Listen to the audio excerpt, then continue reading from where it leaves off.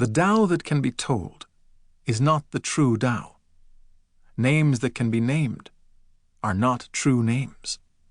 The origin of heaven and earth has no name. The mother of the myriad things has a name. Free from desire, contemplate the inner marvel. With desire, observe the outer radiance. These issue from one source, but have different names.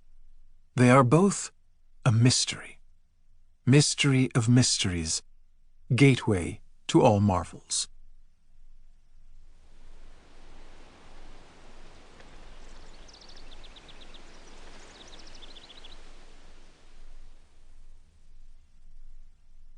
The River Master. The Tao that can be told is the mundane Tao of the art of government, as opposed to the true Tao of nature, of the so of itself, of long life, of self-cultivation through non-action. This is the deep Tao, which cannot be told in words, which cannot be named. The names that can be named are such worldly things as wealth, pomp, glory, fame, and rank. The ineffable Tao emulates the wordless infant. It resembles the unhatched egg, the bright pearl within the oyster, the beauteous jade amongst pebbles. It cannot be named. The Taoist glows with inner light, but seems outwardly dull and foolish. The Tao itself has no form. It can never be named. The root of the Tao proceeds from void, from non-being. It is the origin, the source of heaven and earth, mother of the myriad things, nurturing all under heaven, as a mother nurtures her children. Magister Liu. The single word Tao is the very core of this entire classic, its lifeblood.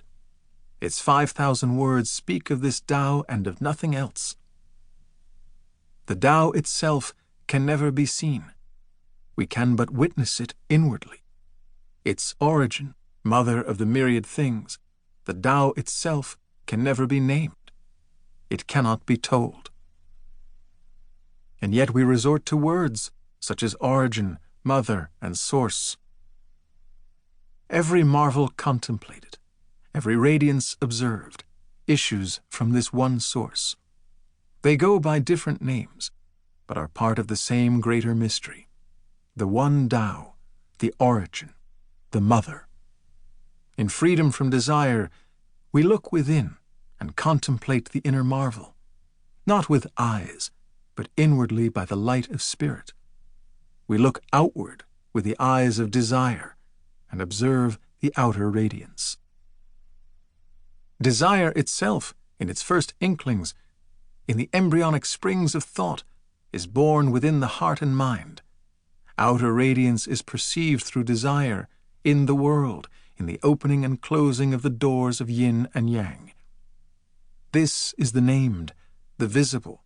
These are the myriad things. Thus, both with and without desire, we draw near to the mystery of mysteries, to the gateway that leads to all marvels, to the Tao. John Minford. The Tao in the Power says to its reader at the very outset, only through experience, only through living life to the full in both the inner and outer worlds, can the true nature of the Tao be understood and communicated, not through words.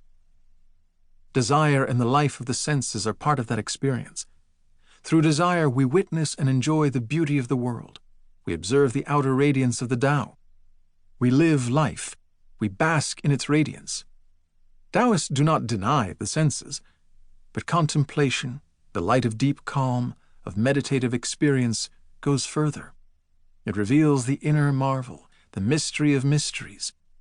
Outer radiance and inner marvel issue from one and the same source, which is the Tao. This twofold path is one of the central themes in Magister Liu's commentary, one to which he returns again and again, exhorting the Taoist aspirant to begin from observation of the outer radiance and to proceed through contemplation of the inner marvel to a deeper level of self-cultivation, to a deeper attainment of the Tao. It is contemplation that gives spiritual significance to objects of sense. The Book of Taoist Master Zhuang. The great Tao cannot be told. The great discussion lies beyond words. Where can I find someone who understands this discussion beyond words, who understands the Tao that can never be told? This true understanding of the Tao is a reservoir of heaven and nature. Pour into it, and it is never full. Pour from it, and it is never exhausted. It is impossible to know whence it comes. It is inner light.